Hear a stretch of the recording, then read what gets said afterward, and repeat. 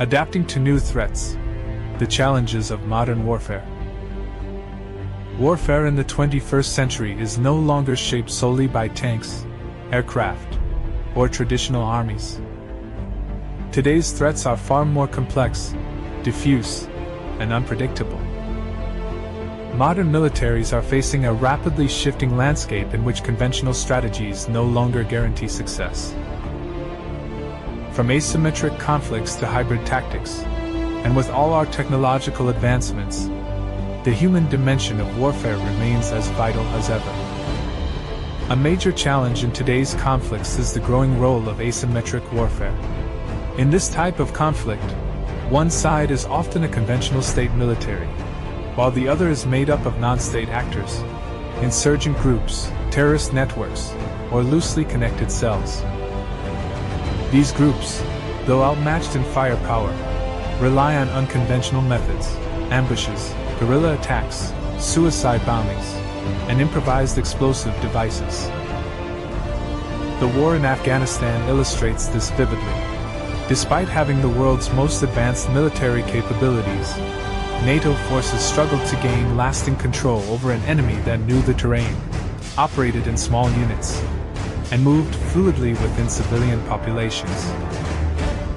The Taliban, with minimal infrastructure, used hit-and-run tactics to outlast their technologically superior opponents over 2 decades. The rise of ISIS introduced another layer to asymmetric warfare. It wasn't just their battlefield presence that made them dangerous. It was their global outreach. ISIS built a virtual caliphate on the internet, using social media for propaganda, recruitment, and psychological operations. Their methods showed how irregular forces could manipulate perception and inspire lone wolf attacks far beyond the physical borders of the conflict. While asymmetric threats have changed how wars are fought, another development has further complicated the picture: hybrid warfare. Hybrid tactics combine conventional military force with cyberattacks, information warfare, and political destabilization. The aim isn't necessarily to win a war in the traditional sense, but to blur the line between war and peace, creating confusion and paralysis in the target society. A striking example is Russia's annexation of Crimea in 2014. That operation was not conducted solely through tanks or missiles. It was executed through a mixture of anonymous military units, fake news, cyberattacks on Ukrainian government systems, and psychological manipulation. This type of warfare sidesteps clear military confrontation and instead overwhelms the target with ambiguity and denial, making defense and response much more difficult. Hybrid warfare works because it strikes at the soft spots of open societies. Their free press, political polarization, and digital dependence. An election can be swayed without a single shot. A country's infrastructure can be frozen by hackers. Public opinion can be poisoned by false narratives. In this kind of environment, the front lines are everywhere, on screens, in courtrooms, and inside people's minds. And yet, for all the shifts in technology and tactics, one factor has remained irreplaceable: the human element. No matter how advanced artificial intelligence becomes, war is ultimately made up of human decisions, values, and instincts. Leadership, judgment, and responsibility cannot be outsourced to algorithms. Modern commanders must make decisions in real time, under pressure, with lives at stake. Whether authorizing a drone strike or managing a counterinsurgency operation, they must weigh not just tactical efficiency but also legal, ethical, and emotional consequences. Even the operators of remote weapons, thousands of kilometers from the battlefield, face psychological strain, legal scrutiny, and moral responsibility. Moreover, in modern military operations, especially in urban or civilian-populated zones, human insight becomes essential.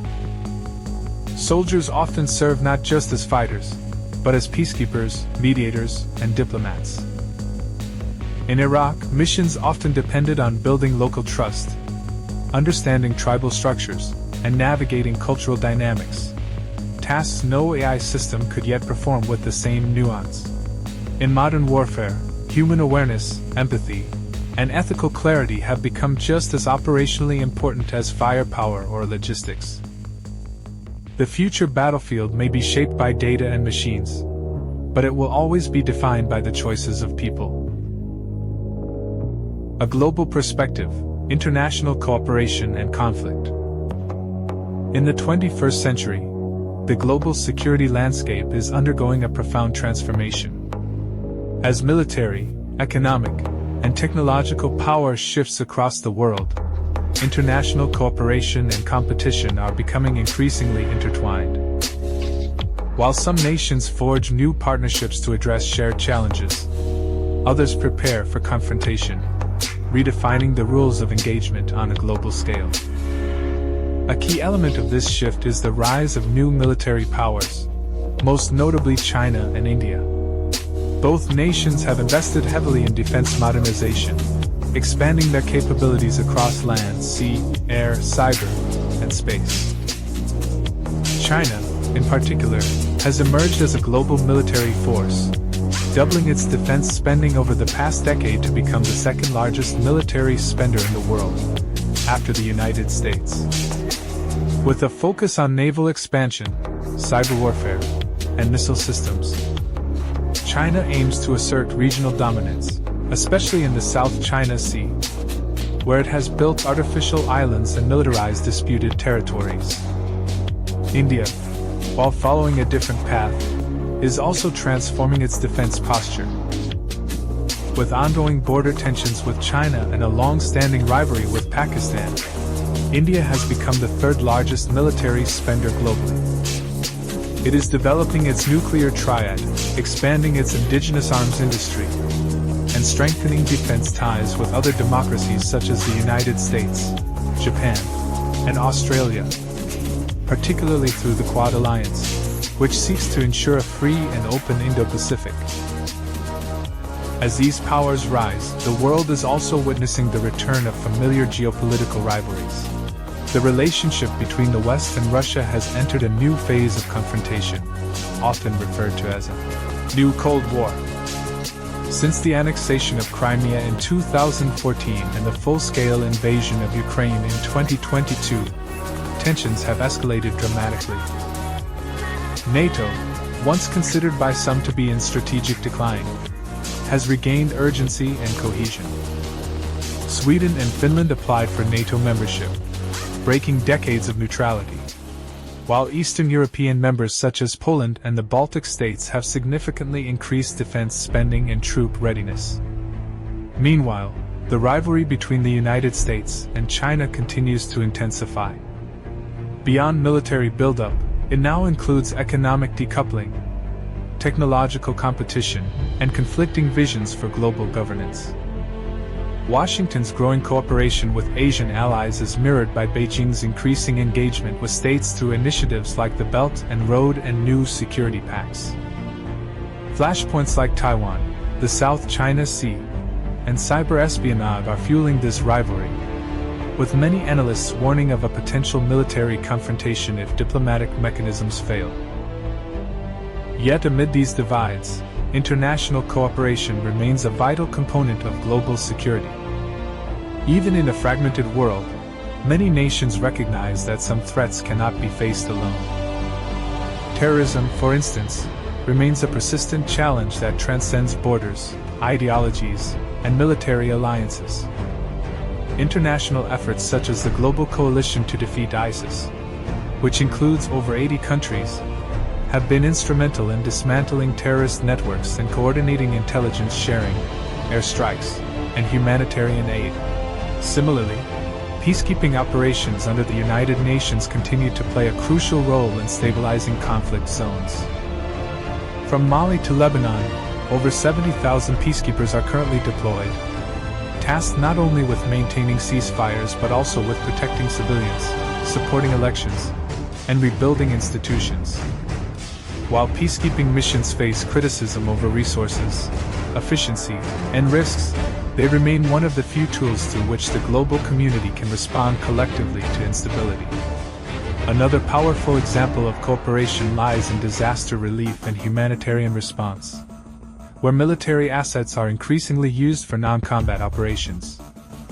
In the aftermath of natural disasters, such as the 2010 earthquake in Haiti or the 2023 Turkey, Syria earthquake, militaries from around the world deployed transport aircraft, field hospitals, and engineering units to provide urgent aid.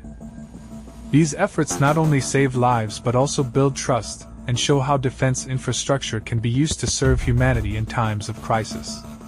Moreover, growing concerns about climate change, pandemics, and cybersecurity are pushing nations to think more broadly about what constitutes a threat. In these areas, military cooperation becomes not just desirable but necessary.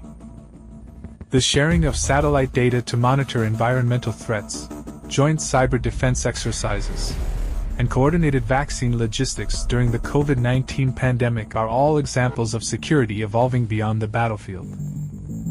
Ultimately, the story of international security today is one of contradiction. Rising powers are reshaping the global balance. Old rivalries are resurfacing with dangerous new dimensions. And yet, at the same time, states continue to find ways to collaborate. Because in a world of globalized threats, no nation, no matter how powerful, can stand alone.